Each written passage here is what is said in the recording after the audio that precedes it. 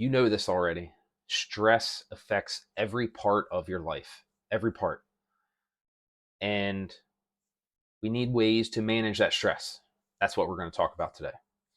Welcome, Coach Berek, Equity Podcast, giving you tools to be fit for life. So, we're talking stress management today. And at the gym, at Equity, we focus on four primary things at the gym. We focus on group training. That's our bread and butter. That is our flagship service. That's what we do, group training. Personal training, nutrition, and youth group classes. Those are big four. And one of the things that we've really focused on, especially with nutrition coaching, is it's not just about nutrition, right? When we talk nutrition, we want to talk about a holistic approach and a habit-based approach. So it's not just, hey, eat this, because it's a little bit more complicated than that. We want to take a holistic approach to this. We want to take a big picture and then help us across all areas of our life. So yes, we want to be healthy, we want to be fit. And in order to do those things, we need to focus on a bunch of different areas. So we're going to focus on how we move, how we exercise. We're going to focus on what we're eating, obviously. We're going to focus on how we're sleeping, how we're recovering. We're going to focus on our stress management.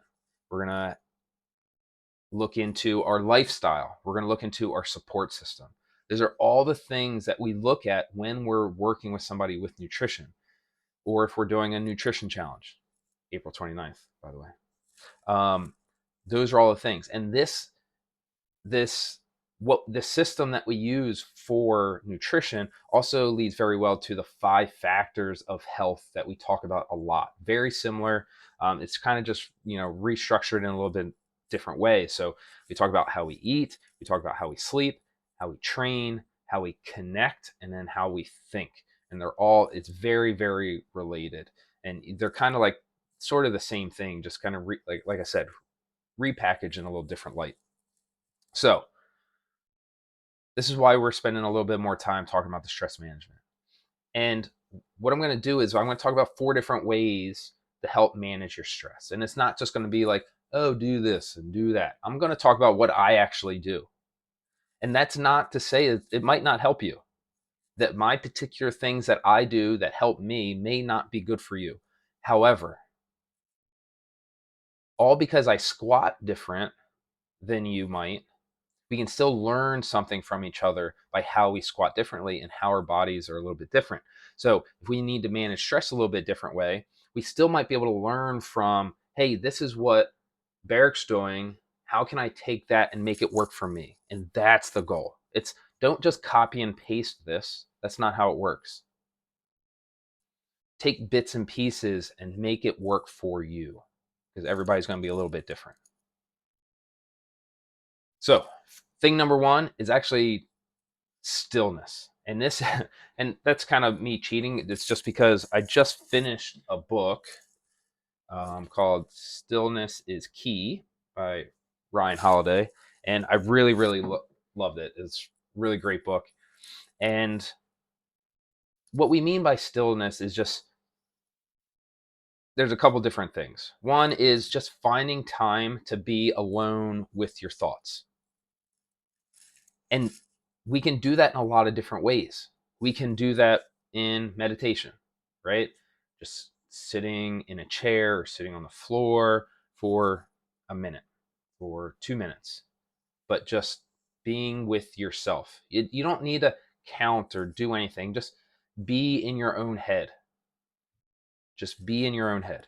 We could do yoga, right? That's kind of a little bit of physical, but there's a lot of time breathing and time to be in your own head as well. Get a massage, right? Again, it's calming, it's relaxing. You can get into your own head. We can go on walks. You can be doing the dishes. You could be gardening. You could be taking a shower, right? All of these things where you're doing nothing, or you're doing something that doesn't take a lot of brain power, right? Something that's relatively repetitive. You're pulling weeds, you're cutting the grass, you're cutting grass might be a little loud, might not be the best one, but some people, as long as you can be in your own head, you can shut out everything else. Then that's what we want. Like showering is a huge one for me. Like when I go at night, so I always shower at night. I have I don't use the lights because bathroom lights are always up high. They're in the ceiling so that you can get a lot of light, when you're looking at your face and whatever.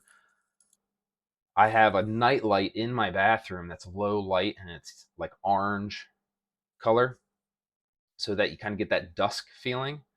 And so it's dark in there, and then nice warm shower, and it's warm and it's relaxing and it's calming. I'm just down regulating, I'm breathing, and it lets me be in my own head.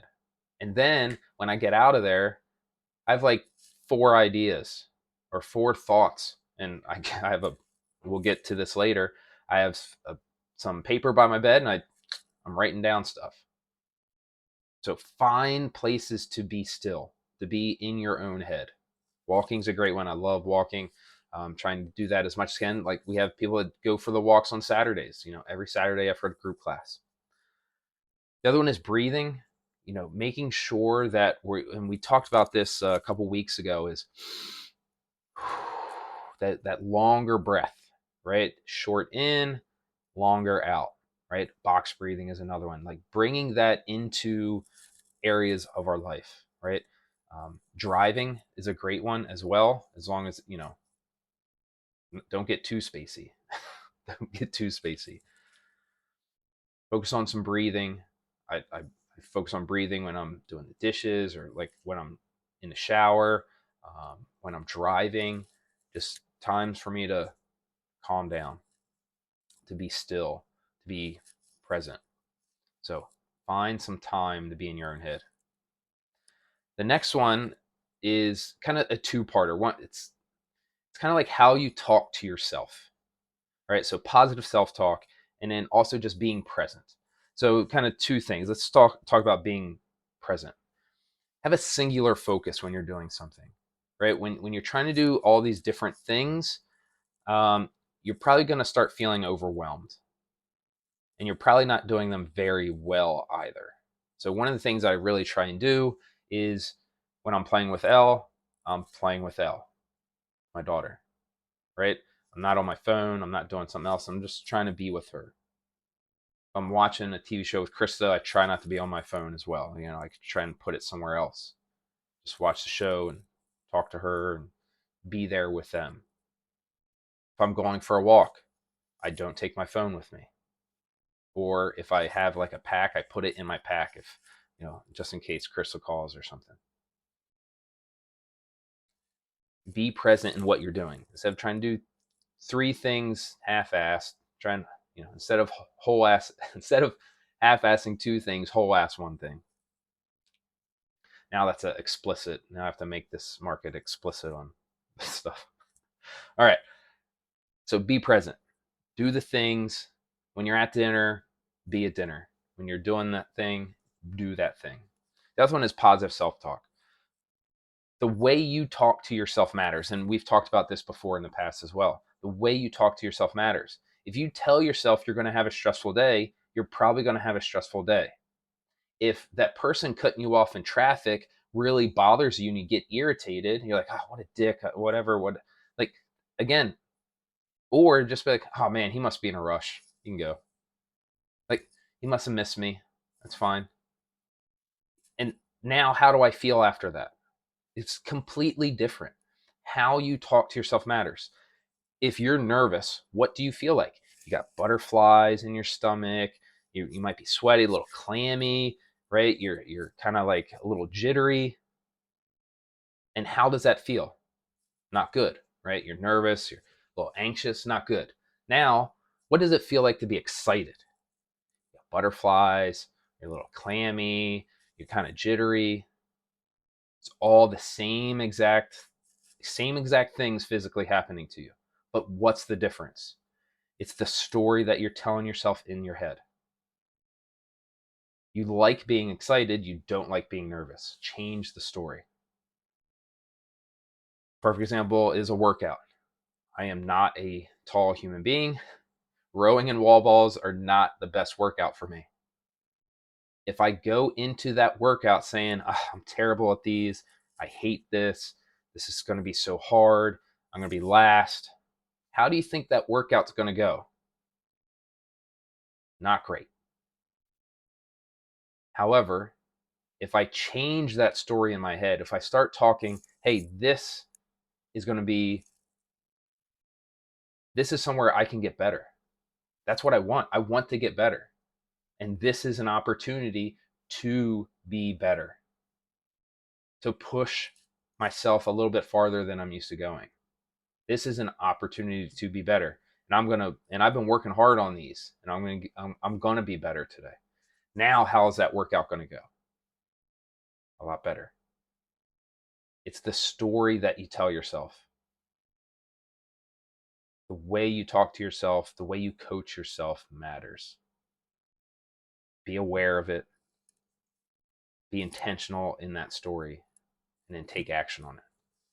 Awareness, attention, action. All right, the next one. This is something that I've really gotten into the past year or so, maybe 2 years, and that's journaling. And I know, and it doesn't have to be journaling, just writing. So we're going to kind of attack this in two different ways. One, this didn't just happen overnight. I've started and stopped journaling like 4 times, and now I've been doing it for 2 years, I think. And what you have to do is you have to define it for you. It doesn't have to be, again, somebody else's. I used to journal morning and the evening, but it only take like 2 minutes each, maybe a minute each. Now I just do it at night, and I write down something I'm grateful for. I write down what I can do better. I write down something that went great, or multiple things, and then I write down some general thoughts. What's kicking around in my head, and I think this is the key to the stress management piece: is what is on my brain, what just keeps kicking around that I can't get out, what is stressing me out. And just the fact of writing it down can be really helpful. So for me, I just write down, hey, I struggled with this today, I felt really anxious today, whatever. I felt like, I had a short fuse today, I didn't have patience today. And then once I write that down, I start saying, oh, maybe this is why. You can start seeing why. Now I have some awareness there. I've also in Stillness is the Key, that he talks about journaling in there, and he talks about how some people do it differently. Like if you're really frustrated with somebody, I think it was Abraham Lincoln, he would write a letter to that person, like this and this, and then he would just put it in a drawer and he wouldn't send it. But just the fact of putting it down, just writing it down, let him vent and let him get that out of him instead of just it brewing. And he didn't send it. He didn't. That's not the point. Just getting it out. So that can be really, really helpful. Just getting it out. And that grateful piece, you hear all the time about gratitude and whatnot. So that's super helpful. And I find that when you start realizing what you're grateful for, the little things can stop being bugging you so much, because you're grateful for all the other parts of life. One of the other things that I've been doing to help keep me focused, because a lot of times, like I said, if you have something stressing you, when you're, you need to get it out. For me, is in the business, and or for running the gym and whatnot, and whatever you're doing for your job, this can work. It doesn't have to be a business. It can be for your job. Is what are the top 3 things you need to do that day? Not what's my to-do list. That's not what it is. Like if I got these 3 things done today, I was productive. Like I got real stuff done. Not I need to check my email or some random job thingy that you need to do. Oh, I need to look at that report or whatever. Excuse me. What are the biggest 3 things? Like if I got these 3 things done, I crushed it today. Like these are the big movers. Write those down every morning, or you can even do this at night. So at the end of the day, like, all right, I'm getting ready to go, finished up for the day. What are the big three for tomorrow? And now when you come in, sit down. Oh, yeah, those three are good. That's what I'm doing. Or it's like, actually, something's changed. I need to do something else. Or I don't know why I thought that one was. Adjust. Top three. And then now, when you're at home, you don't have to worry about that stuff. It's like, oh, I already got it planned. I don't have to be like, oh, I got to make sure I do this, this, this, this, and this. Right? And that's also something that you write down when you're journaling, right? And your thoughts. We talked about after the shower, right? I have all these ideas in my head. I go and write those down in my journal, in my thoughts, and I make sure to, if they're good ones, the next day I'll put them into something else, into a, an issue tracker that I use, something to make sure I don't forget it. All right, so we got stillness, we got being present and having positive self-talk. We talked about journaling or some type of writing, just getting your thoughts out. All right, getting your thoughts out. And the last one is do hard things. And you're like, yeah, we know, Berek, you're going to say workout because that's what you guys do. And yes, that is one thing. But before that, before just doing like hard things like working out, one of those hard things is hard conversations. Have hard conversations. The anxiety, the stress that you're having might be because you're unwilling to have an uncomfortable or hard conversation with somebody.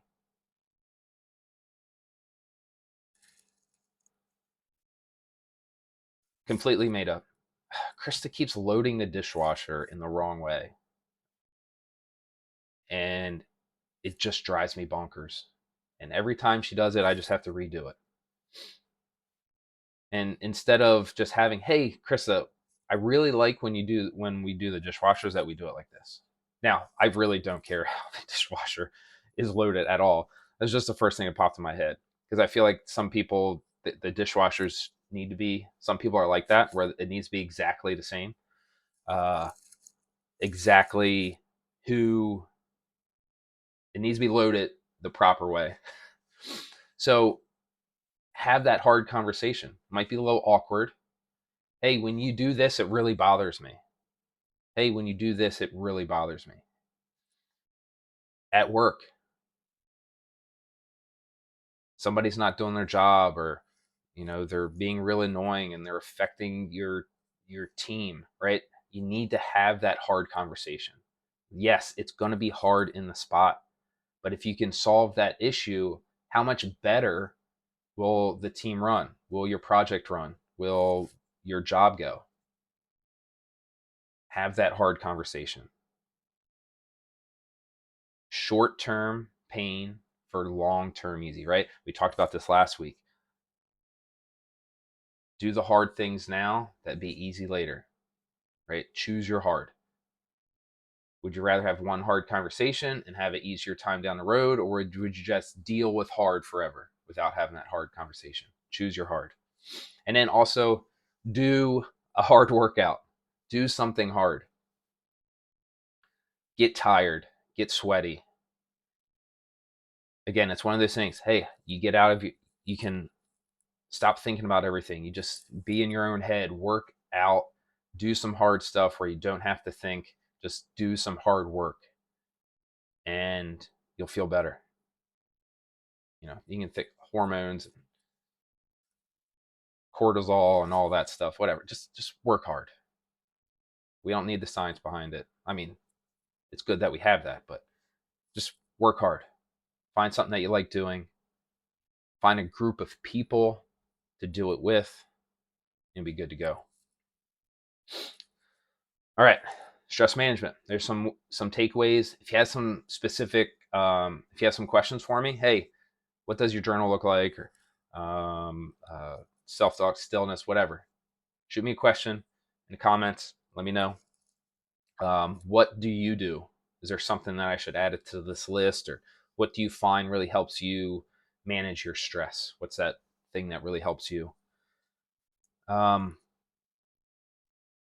Thank you guys. Really appreciate you taking the time to to add a tool to your toolbox, work on our stress management, and help us lead a healthier and fitter life. As always, our goal is to have more happy, healthy people in the world. So if you think this might help somebody, please share it with them. Liking it, all that stuff is going to help spread this so we can help other people. Thank you so much. Cheers.